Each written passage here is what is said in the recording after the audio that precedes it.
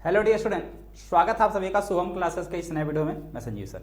Student, हम आज के इस वीडियो में आपके मोस्ट इंपॉर्टेंट डेरिवेशन जो कि चैप्टर नंबर 1 से लेकर पूरे चैप्टर नंबर 14 तक जो मोस्ट इंपॉर्टेंट डेरिवेशन है उसी का नेक्स्ट पार्ट कंटिन्यू करने वाले हैं, यानी कि आज 5वां दिन है। ठीक है, इससे पहले 4 लेक्चर आपके जो है मोस्ट इंपॉर्टेंट डेरिवेशन के हो चुके हैं जो कि चैप्टर नंबर 1 से लेकर पूरे 14 तक है। ठीक है, अगर आप ये सीरीज पूरी अच्छे से तैयार कर लेते हैं, ठीक है, तो आपके 35 नंबर कहीं नहीं गए हैं। ठीक है, 35 नंबर यानी 70 में 35 नंबर आपका बिल्कुल कंफर्म हो जाता है अगर आप इस सीरीज को पूरा अच्छे से तैयार करते हैं जो आपका ये सीरीज चल रहा है चैप्टर 1 से पूरा 14 तक। ठीक है, तो उसी का आज हम नेक्स्ट पार्ट कंटिन्यू करने वाले हैं। तो चलिए ध्यान से देखिएगा बच्चों, जितने भी बच्चे लाइव हैं सभी लोग एक बार फटाफट वीडियो को लाइक कर दीजिए और सेशन को अपने दोस्तों में शेयर कर दीजिए। ठीक है, चलिए आगे देखिए। क्वेश्चन है कि धारा तथा अनुगमन वेग में क्या संबंध है, इसकी सहायता से ओम के नियम का निगमन कीजिए। ठीक है, धारा तथा अनुगमन वेग में क्या संबंध है, इसकी सहायता से ओम के नियम का निगमन कीजिए। ठीक, तो ओम के नियम का आपको निगमन करना है। ये गलत लिखा हुआ है, सी नहीं आई होगा। ठीक है, आई बराबर NEAVD, ये धारा तथा अनुगमन वेग में संबंध होता है और इसी के आधार पर ओम के नियम का क्या करना है, निगमन करना है, यानी कि ओम के नियम का प्रूफ करना। तो सबसे पहले तो हमें धारा तथा अनुगमन वेग में संबंध बताना। क्या करना है, धारा तथा अनुगमन वेग में संबंध बताना। ठीक है, संबंध बताने के बाद ही हमें इस क्वेश्चन को प्रूफ करना होगा। तो ध्यान से देखिएगा बच्चों, बहुत आसानी से। ठीक है, ये क्वेश्चन बहुत आसान है लेकिन इंपॉर्टेंट भी है। जितना आसान है उतना ही इंपॉर्टेंट क्वेश्चन है, ध्यान से देखिएगा। जैसे मान लीजिए, मान लेते हैं ये हमारा कोई चालक तार है। ठीक है,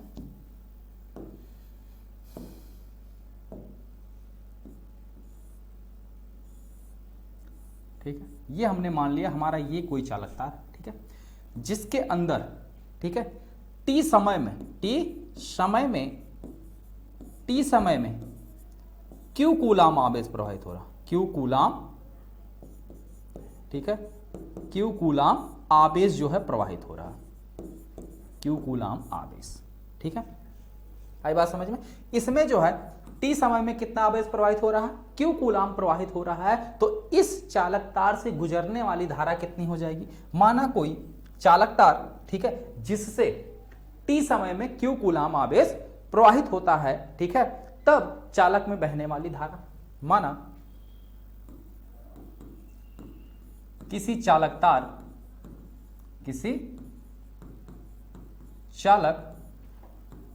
से टी समय में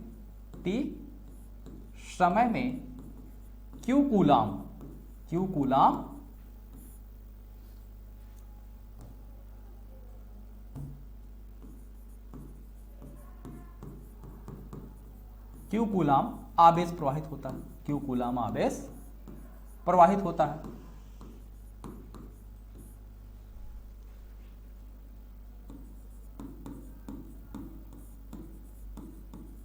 ठीक, माना किसी चालक तार से टी समय में क्यू कूलाम आवेश प्रवाहित होता है, तब इस चालक तार से बहने वाली धारा, ठीक है, तब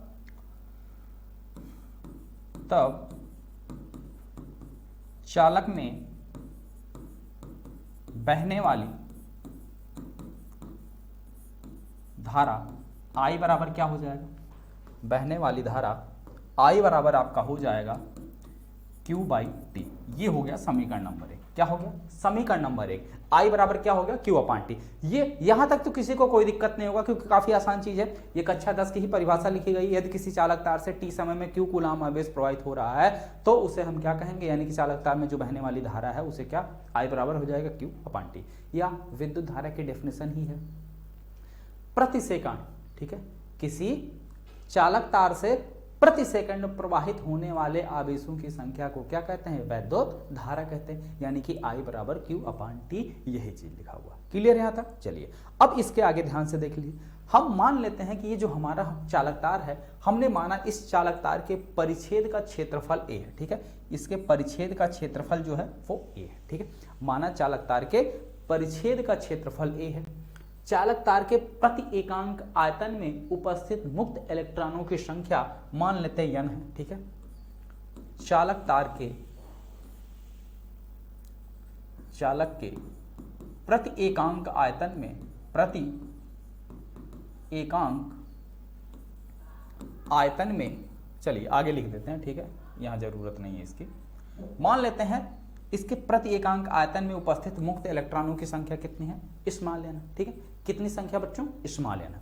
अब इतना एक चीज यहां पे एक ध्यान दीजिए, अगर, ठीक है, इतनी बात समझ में आ गई, और इसके अंदर जो मुक्त इलेक्ट्रॉन है उनका अनुगमन वेग जो है वीडी है, क्या है, वीडी है। तो जितनी चीजें हमने बोला उतनी चीजों के बारे में अब आप लिखिए, चलिए ध्यान से लिखिए। माना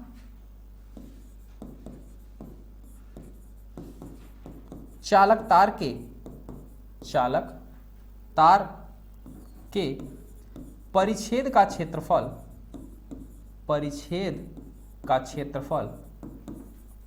ए है, व चालक के प्रति एकांक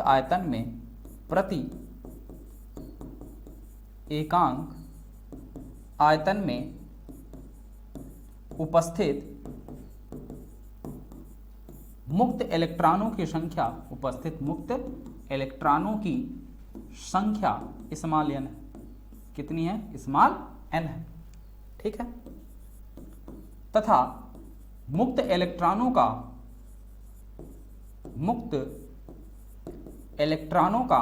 अनुगमन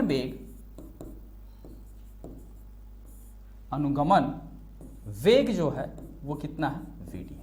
अनुगमन वेग क्या है, वीडी, ठीक है, मुक्त इलेक्ट्रॉनों का अनुगमन वेग क्या है, वीडी, ठीक है।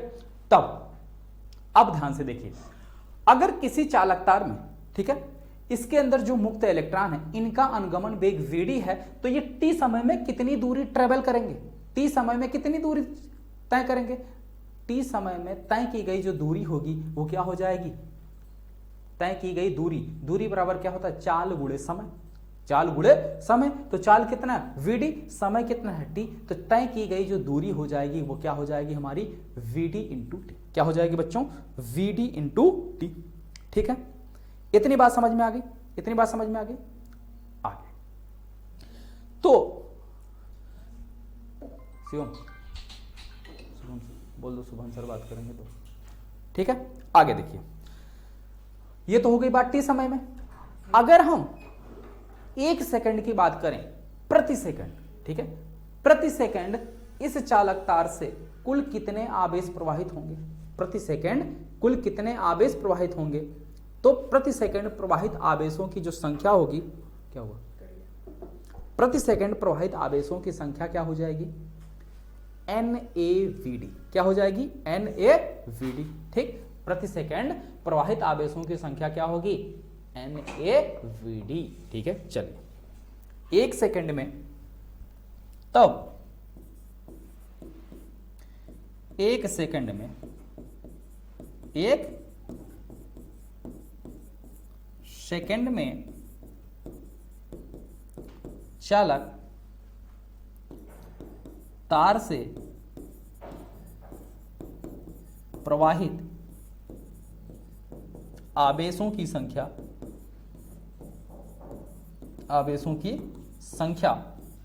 कितनी हो जाएगी, NaVd, NaVd, ठीक है, NaVd। कहने का मतलब यह है कि अगर इस चालक तार के प्रति एकांक आयतन में उपस्थित इलेक्ट्रॉनों की संख्या कितनी है, n है, कितनी है, n है, इसके अनुप्रस्थ काट के परिच्छेद का क्षेत्रफल कितना है, a है, कितना है, a है, और चालक तार का अनुगमन मुक्त इलेक्ट्रॉनों का अनुगमन वेग कितना है, vd है, तब 1 सेकंड में इस अनुप्रस्थ परिच्छेद के क्षेत्रफल से गुजरने वाले कुल इलेक्ट्रॉनों की जो संख्या हो जाएगी वो क्या हो जाएगी, NaVd हो जाएगी 1 सेकंड में, ठीक है। तो 1 सेकंड में इतने गुजर रहे हैं, तो t सेकंड में कितने होंगे, गुणे t कर लो, ठीक है। तब t सेकंड में चालक तार से प्रवाहित आवेशों की संख्या, प्रवाहित आवेशों की कुल संख्या, कुल संख्या कितनी हो जाएगी बेटा, NaVd और गुणे टी, NaVd गुणे टी, ये आपका हो गया समीकरण नंबर 2। ठीक है, वो समीकरण नंबर 1 था और ये जो है हमारा क्या हो गया, समीकरण नंबर 2 हो गया। ठीक है, आई बात समझ में? ठीक, कुल इलेक्ट्रॉनों की संख्या मिल गई। अब जब कुल इलेक्ट्रॉनों की संख्या यानी कि टी समय में प्रवाहित कुल इलेक्ट्रॉनों की संख्या मिल गई तो टी समय में कुल कितना आवेश प्रवाहित हुआ, यानी कि आवेश की जो मात्रा हो जाएगी, कुल आवेश की मात्रा वो क्या हो जाएगी, एक आवेश पर आवेश की मात्रा गुणे कुल आवेशों की संख्या। तो कुल आवेशों की संख्या कितनी है, NaVd इंटू टी। ठीक है, और एक आवेश पर कितना, एक इलेक्ट्रॉन पर कितना आवेश होता है, 1.6 गुणे यानी ई के बराबर आवेश होता है। ठीक है, ई के बराबर आवेश होता है, यानी कि 1.6 गुणे 10 घात माइनस 19 कूलम के बराबर होता है। तो अगर इसमें हम ई से गुणा कर दें, किससे, ई से गुणा कर दें, ये तो अभी कुल आवेशों की संख्या आई है, कुल आवेशों की संख्या। कुल आवेश के लिए हमें क्या करना होगा, कुल आवेशों की संख्या में क्या करना होगा, ई से गुणा करना होगा। ठीक है, चलिए लिखते हैं। टी समय में चालकतार में प्रवाहित या चालकतार से होकर गुजरने वाले कुल आवेश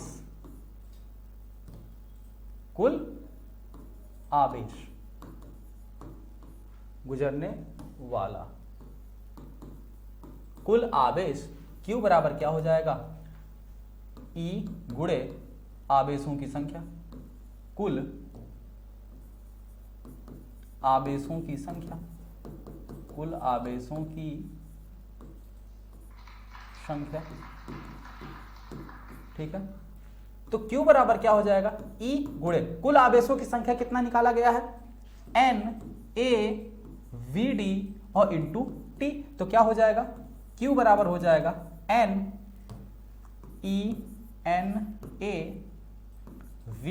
और into T, Vd into T. ठीक है, अब यही Q का मान समीकरण नंबर 1 में रखने पर, ये रहा समीकरण नंबर 1 आपके पास, तो यही Q का मान समीकरण नंबर 1 में रखने पर, ठीक है, Q का मान समीकरण 1 में रखने पर, ठीक है, समीकरण नंबर 1 में रखने पर, तो समीकरण नंबर 1 में जब रखोगे तो I बराबर क्या हो जाएगा, Q की जगह रखोगे, I बराबर फार्मूला क्या था, Q अपान T, तो Q की जगह NaVd और इंटू T और नीचे बटे T, तो T से T कैंसिल, तो यहां से मिला I बराबर क्या मिल गया, NaVd, या इसी को थोड़ा सा अरेंज कर लो, तो I बराबर क्या हो जाएगा, NeaVd। यही धारा तथा अनुगमन वेग में संबंध है, यही क्या है बच्चों, धारा तथा अनुगमन वेग में संबंध है। ठीक है, यही जो है धारा तथा अनुगमन वेग में संबंध।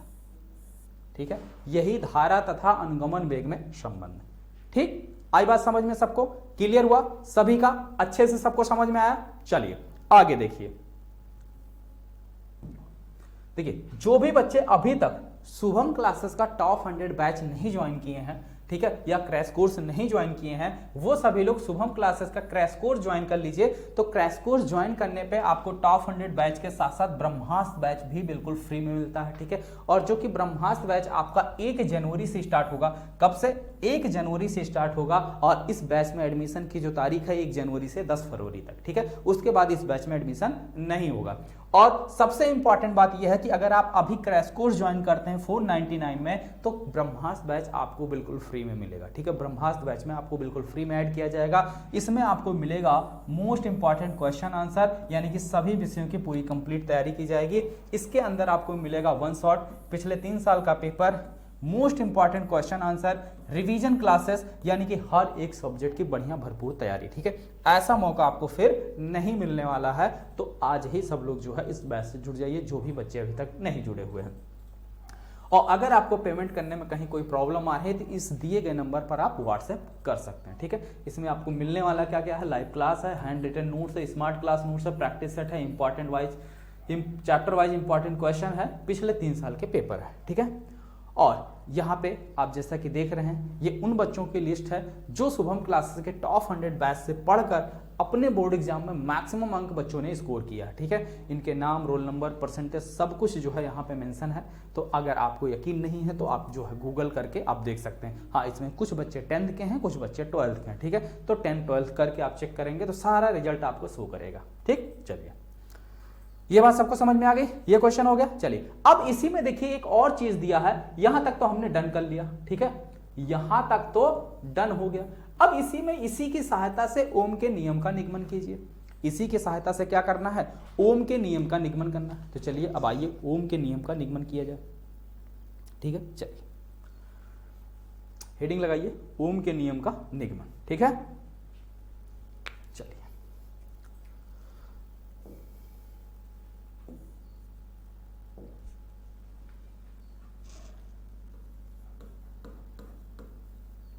ओम के नियम का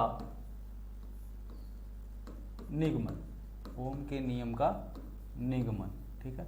तो ओम के नियम का निगमन, चलिए अब ध्यान से देखिएगा, बहुत ज्यादा इंपॉर्टेंट। मान लीजिए ये हमारा कोई चालक तार है, ठीक है। हमने मान लिया ये हमारा कोई चालक तार ए बी है या पी क्यू है, क्या है, कोई चालक तार पी क्यू है, जिसके अनुप्रस्थ काट के प्रच्छेद का क्षेत्रफल कितना है, ए, ठीक। और इस चालक तार को हम मान लेते हैं किसी बैटरी के द्वारा कनेक्ट करते हैं, ठीक है। चालक तार के सिरों के बीच क्या लगाया गया, एक विभवांतर लगाया गया, यानी कि इसमें धारा प्रवाहित किया गया, यानी धारा का मतलब हो गया आवेश प्रवाहित किया गया, ठीक है। अब मान लेते हैं चालक तार के प्रति एकांक आयतन में उपस्थित मुक्त इलेक्ट्रॉनों की जो संख्या है वो n है, ठीक है। चालक तार के प्रति एकांक आयतन में उपस्थित मुक्त इलेक्ट्रॉनों की संख्या कितनी बेटा, स्मॉल n है, ठीक। आई बात समझ में। अब जैसे ही हम क्या करते हैं, चालक तार के सिरों के बीच क्या करते हैं, विभवांतर लगाते हैं, तो ये जो मुक्त इलेक्ट्रॉन हैं ये क्या होते हैं, वैद्युत क्षेत्र के विपरीत दिशा में क्या होते हैं, थोड़े से गतिमान हो जाते हैं, अल्प वेग से गतिमान हो जाते हैं। और इसी अल्प वेग को ही हम क्या कहते हैं, अनुगमन वेग वीडी कहते हैं, ठीक है। चलिए, तो अब यहीं पे प्रूफ हम लोग लिखते हैं एक लाइन। माना कोई चालक तार पी क्यू, ठीक है, माना कोई चालक तार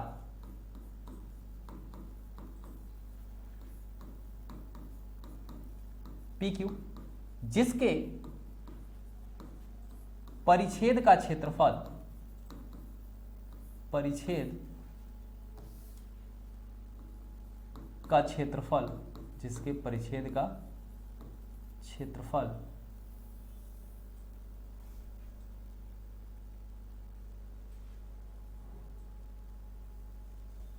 इसको कहां रखा जाए यार, कॉर्नर पर, ठीक है, जिसके परिच्छेद का क्षेत्रफल ए है, कितना है, ए है, ठीक, जिसके परिच्छेद का क्षेत्रफल ए है, तथा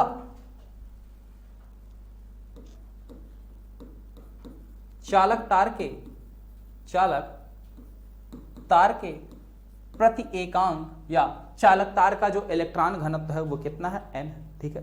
चालक तार का इलेक्ट्रॉन घनत्व जो है वो क्या है, या मुक्त इलेक्ट्रॉन घनत्व जो है वो n है, ठीक है। या सीधे सीधे वही लिखते हैं जो लोग हम जानते हैं।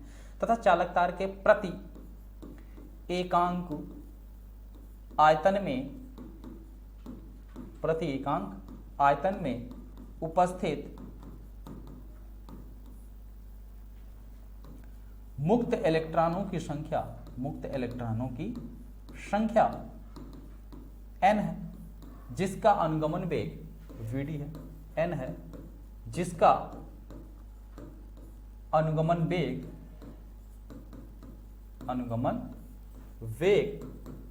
vd है, कितना है, vd है। तब चालक में बहने वाली धारा, तब धारा तथा अनुगमन वेग से संबंध से, तब I बराबर क्या हो जाएगा, I बराबर हो जाएगा NeAVD। अभी अभी ये चीज जो है प्रूफ किया गया, ठीक है, ये चीज अभी अभी प्रूफ किया गया है, तो इसलिए इस चीज को हम डायरेक्ट यूज कर सकते हैं, ठीक है। ये हो गया यहां पे हमारा समीकरण नंबर 1, ठीक है। यहां तक बात समझ में आ गई बच्चों, क्लियर है सबका, ठीक है। अब यहां पे आगे देखो कि जब चालक तार के सिरों के बीच हम क्या लगाते हैं, विभवांतर लगाते हैं, तो विभवांतर लगाने से चालक तार के हर एक बिंदु पर क्या होता है, वैद्युत क्षेत्र कार्य करता है, ठीक है। तो वही चीज लिखते हैं, चालक तार के प्रत्येक बिंदु पर, चालक तार के प्रत्येक बिंदु पर वैद्युत क्षेत्र कितना होगा, वैद्युत क्षेत्र E बराबर जो होता है वो होता है V/L। अगर विभवांतर हमने यहां पे V लगाया है, कितना विभवांतर लगाया है V, तो इसके सिरों के बीच या इस पर जो वैद्युत क्षेत्र उत्पन्न होगा वो क्या होगा, चालक तार के प्रत्येक बिंदु पर वैद्युत क्षेत्र, ठीक है, कितना होगा V/L, ठीक है। चलिए लिखते हैं, चालक के सिरों के बीच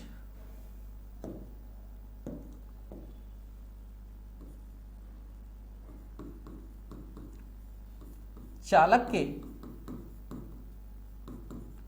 सिरों के बीच विभवांतर V लगाने से चालक तार के प्रत्येक बिंदु पर उत्पन्न वैद्युत क्षेत्र की तीव्रता, प्रत्येक बिंदु पर उत्पन्न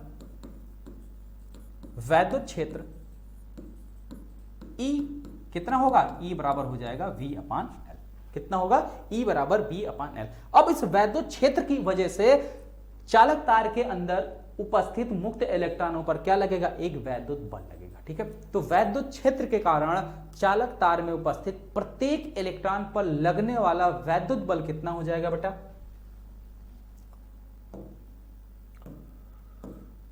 E होगा। अब वैद्युत क्षेत्र के कारण यानी कि E के कारण चालक तार के प्रत्येक इलेक्ट्रॉन पर लगने वाला वैद्युत बल Fe बराबर क्या हो जाएगा, E इंटू ई, क्योंकि प्रत्येक इलेक्ट्रॉन की बात कर रहा है, F बराबर होता QE और इलेक्ट्रॉन पर चार्ज कितना होता E, ठीक है, यानी कि 1.6 × 10⁻⁻19 के बराबर। तो इसलिए लगने वाला बल कितना हो जाएगा, Fe बराबर क्या हो जाएगा, E इंटू ई, ठीक, जहां पे ये इलेक्ट्रॉन पर उपस्थित आवेश की मात्रा और ये जो है क्या है, वैद्युत क्षेत्र की तीव्रता। इतनी बात समझ में आ गई, ठीक है। यदि इलेक्ट्रॉन का द्रव्यमान m हो, यदि इलेक्ट्रॉन का द्रव्यमान m हो, कितना हो, m हो, तब इलेक्ट्रॉन में उत्पन्न त्वरण A बराबर क्या हो जाएगा, A बराबर हो जाएगा F/m, ठीक है। A बराबर क्या हो जाएगा, Fe/m, जो कि A क्या है, त्वरण, ठीक है। अरे सीधे सीधे परिभाषा जानते हो ना, ma, F बराबर क्या होता है, ma, तो यहां से A बराबर क्या हो जाएगा, F/m। यहां बात हो रही है इलेक्ट्रॉन की, तो A बराबर क्या हो जाएगा, Fe/me, हालांकि हमने यहाँ पे m माना है तो m ही लिख लिया, ठीक है। चलिए कोई दिक्कत नहीं, चलिए E कर लेते हैं जिससे पता चले इलेक्ट्रॉन का द्रव्यमान, ठीक।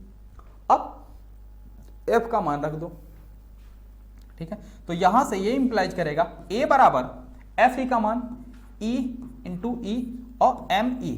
अब ये मत सोचना इस E से ये E कैंसिल हो जाएगा, ये E यहाँ गुणे में है और ये E यहाँ पे सफिक्स में है। सफिक्स का मतलब समझ रहे हैं कि ये जो है मास ऑफ इलेक्ट्रॉन, E जो है ये दिखा रहा है कि ये जो द्रव्यमान है वो इलेक्ट्रॉन का, ठीक है। चलिए अब E बराबर क्या है, V/L है, तो A बराबर क्या हो गया, A बराबर हो गया E/me इंटू V/L। ये जो है मुक्त इलेक्ट्रॉनों पर विभवांतर लगाने के कारण त्वरण उत्पन्न हो रहा है, ठीक है। ये आपका हो गया समीकरण नंबर 2, ठीक है। तो विभवांतर लगाने के कारण हर एक मुक्त इलेक्ट्रॉन पर ये क्या है, त्वरण है, क्या है, त्वरण। ठीक, चलिए अब आगे देखिए। अब देखो, जब चालक तार के सिरों के बीच विभवांतर नहीं लगाया गया तब हम मान लेते हैं हर एक इलेक्ट्रॉन का जो ऊष्मीय वेग है, पहले इलेक्ट्रॉन का ऊष्मीय वेग मान लेते हैं u1 है, दूसरे का ऊष्मीय वेग u2 है, तीसरे का u3 है, dot dot up to so on. ठीक है, आई बात समझ में। अब विभवांतर लगाने के बाद इलेक्ट्रॉन को क्या मिल गया? त्वरण मिल गया। तो इलेक्ट्रॉन का नया वेग क्या हो जाएगा? तो नया वेग v बराबर क्या होता है? Formula u plus eighty. तो इस हर एक इलेक्ट्रॉन का नया वेग क्या हो जाएगा? u1 का हो जाएगा u1 प्लस ए टी। ठीक है, इसका अब यहां पे t नहीं लगेगा, अब यहां पे t नहीं लगेगा। अगर मान लीजिए दो क्रमागत इलेक्ट्रॉनों के बीच टक्कर का समय या समयांतराल जो है उसी को हम श्रांतिकाल कहते हैं और श्रांतिकाल को लिखा जाता है टाउ, तो यहां पे t की जगह यूज होगा टाउ। क्या यूज होगा? टाउ। ठीक है, तो इलेक्ट्रॉन का नया औसत ऊष्मीय वेग क्या हो जाएगा?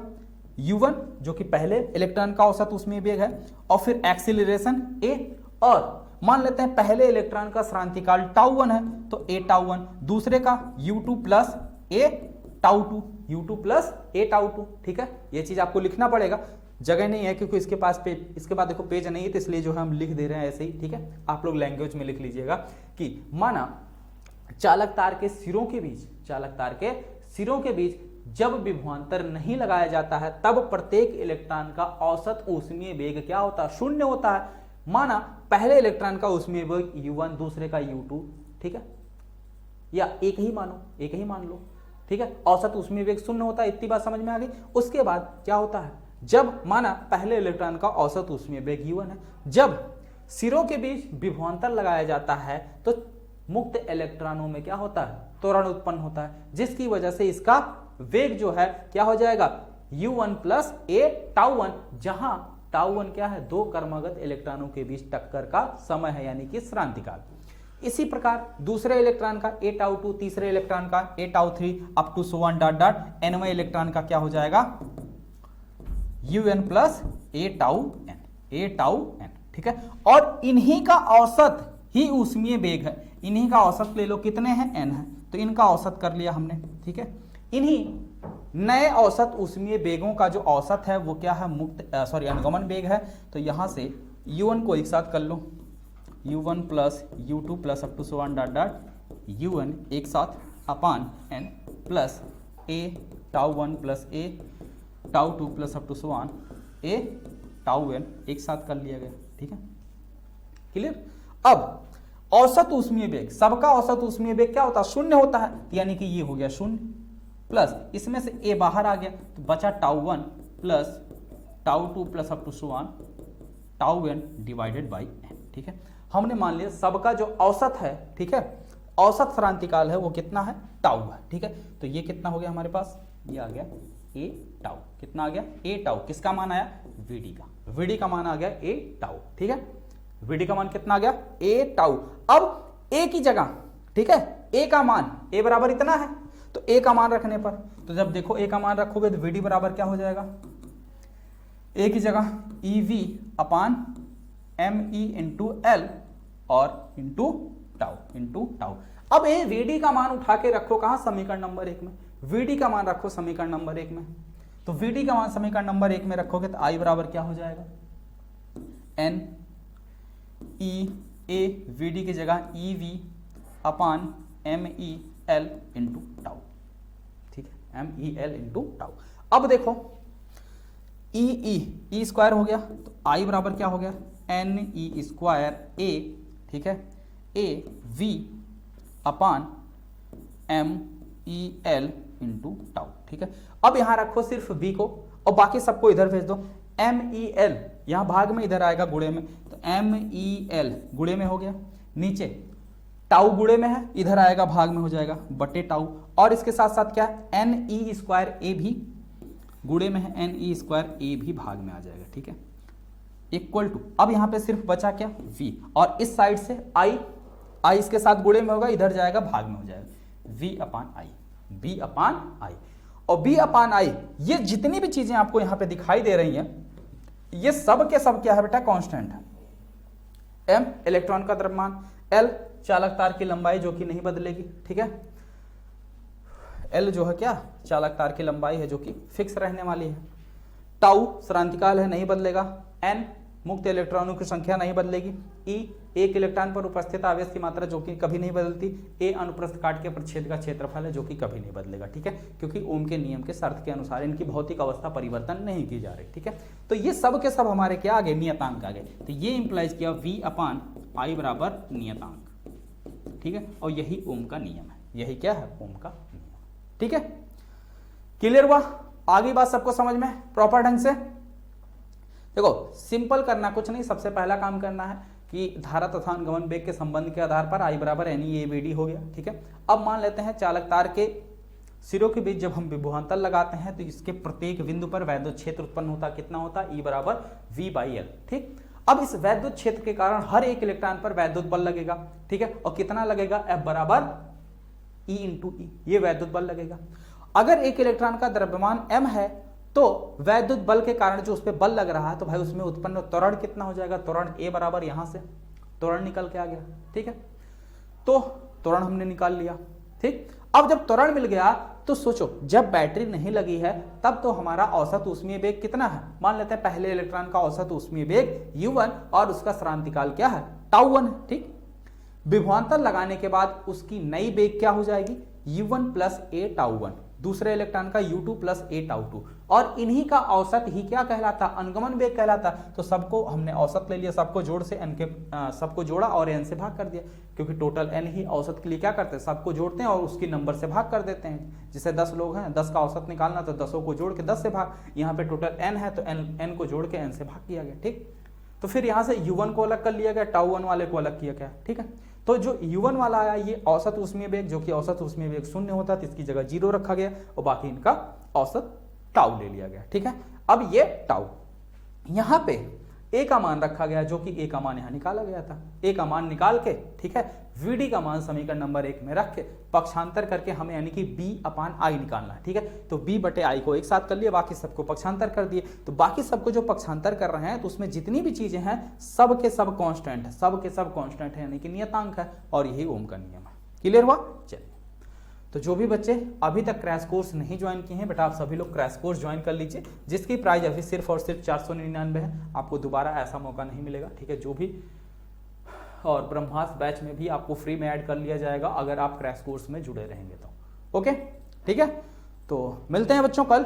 इस कमेंट सेक्शन में जरूर बताइएगा कि आपको ये वीडियो कैसी लगी, सारे डेरिवेशन आपको प्रॉपर समझ में आए या नहीं, ठीक है। Okay, thank you.